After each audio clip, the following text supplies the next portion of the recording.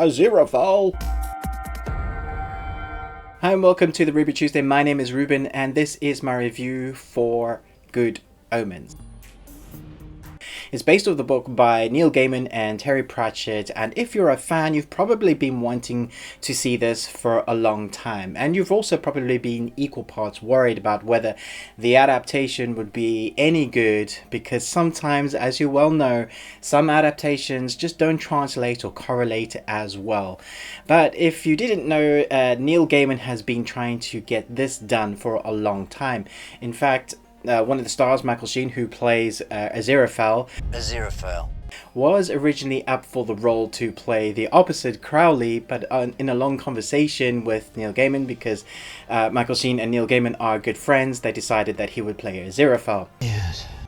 Putting that all aside, this was originally going to be a film. Neil Gaiman had started the process. Apparently they were quite close to bringing this into a feature film, but instead now we have this BBC and Amazon produced miniseries, and the best way for me to describe this series, in my opinion, is with one word: brilliant. Yes. So the first two episodes do start a bit slow, or maybe it's just my kind of recent introduction into the world of Good Omens. I recently did a trailer reaction for the trailer for this, obviously, because it's a trailer reaction. Well then.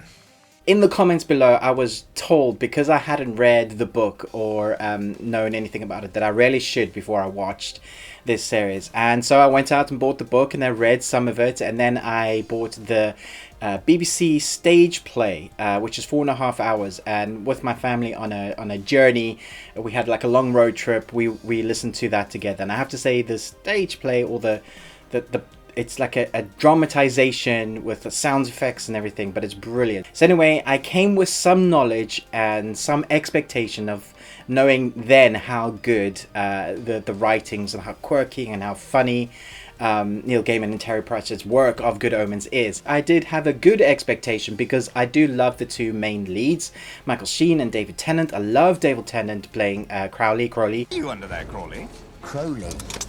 Because I have great faith in his expertise as an actor. Loved him in Doctor Who. He's still to date my favourite Doctor Who, the personification of one of the resurrections of a Doctor Who. He was my favourite. And Michael Sheen, everything I've seen him in, I just love. So these two guys together I thought were the perfect choice. So Good Omens is about a demon and an angel, Crowley and Aziraphale. They form this friendship at the beginning of time, and they, as time goes by, which is shown very well in a couple of episodes, they form a friendship. They're not really meant to interact because obviously they're on two opposite sides. Get thee behind me, foul fiend. After you. And basically the whole premise centers around the Antichrist, who's going to be born, and he is going to bring about the end of the world. And actually both sides, angels and demons, want this to happen. They want the end of the world because apparently it's part of the plan. And Crowley and Aziraphale decide they don't want this to happen because they quite like Earth and the humans and everything we've created, and they quite like having this friendship. And so you get these stories of them trying to thwart or trying to stop the plan. That's the basis of the arc. And as you can tell, it is a bit silly, but for the most part this is really fun. There wasn't a moment where I thought, well, what's going on here? Because there's a lot of fantasy elements in this, but there's a lot of really grounded acting.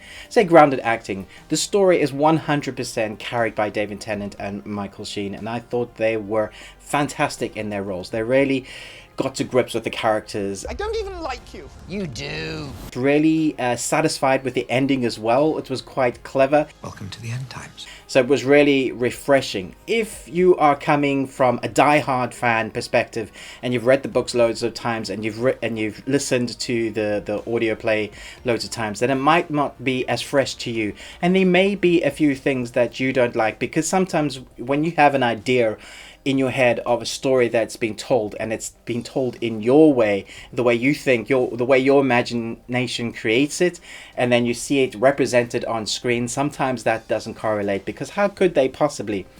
But for me, like with Lord of the Rings, I thought this has been put on screen well. They've done a really good job. I love the creature creations.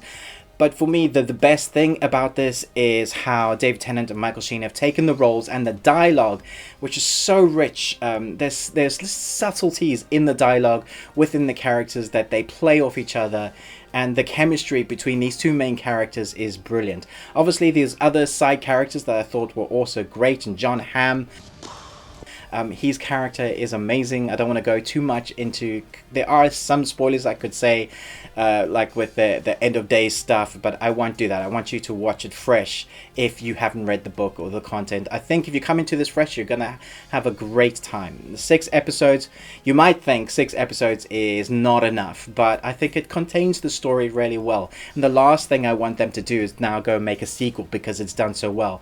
Sometimes having just one contained story is good enough, and I'm hoping that it is contained in this kind of little great bubble. We're doomed. Even some of the dialogue from the book has almost been translated perfectly, and sometimes word for word.